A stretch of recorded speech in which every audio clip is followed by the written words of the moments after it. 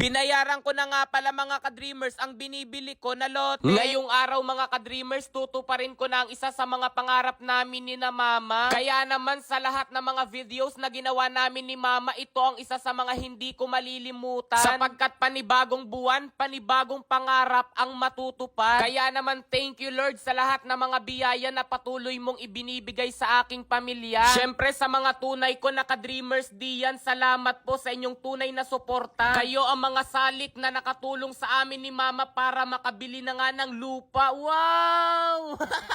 Syempre itutur muna namin kayo ni mama dito sa nabili naming lote. Bali 50 meters nga pala mga ka-dreamers ang layo nito sa highway. Ang lapad nga pala niyan mga ka-dreamers mula riyan sa pwesto ni mama hanggang doon sa akin. Tapos tumakbo ako papunta sa kabilang dulo. Bali 200 square meters nga pala ito mga ka-dreamers. Magiging subdivision nga pala ito kung kaya't ang harap at likod ay magkakaroon ng kalsada. O diba parang kailan lamang napakabilis, ngayon magkakaroon na kami ng sariling lote. Tapos sariling niyugan kasi may 3 itong puno ng niyog.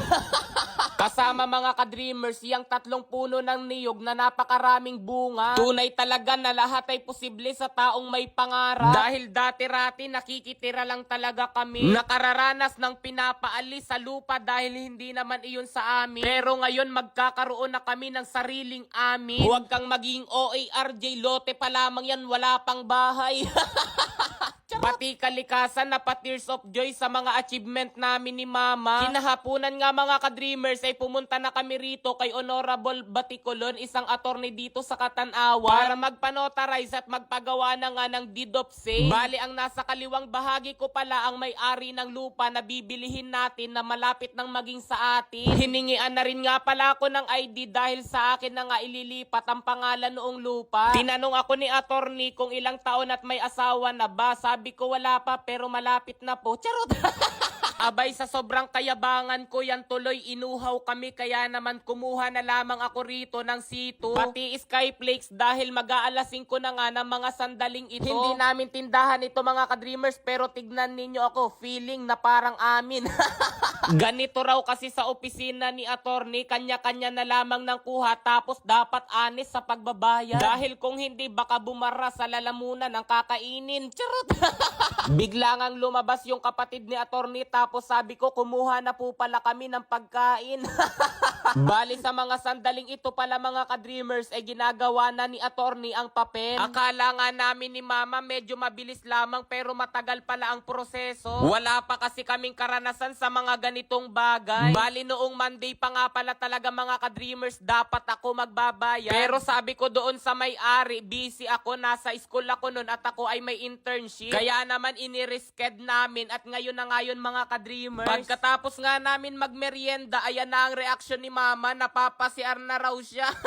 Abay mabuti na lamang lumabas na si attorney at tapos na raw iyong papel. Mahusay na binabasa ni attorney ang nilalaman ng papel para mas maunawaan na nagbebenta at bumibili. Pagkatapos naman ay binubudol ko na si mama rito para makabayad nga roon sa aming merienda kanina. Sabi ko kasi kay mama wala na akong pera kaya naman pahingi muna ako ng 200 para nga bayaran na yung merienda. Alam nyo ba ang sabi ni mama, bibigyan mo ako ng pera tapos uutay-utayin mo rin lamang bawiin.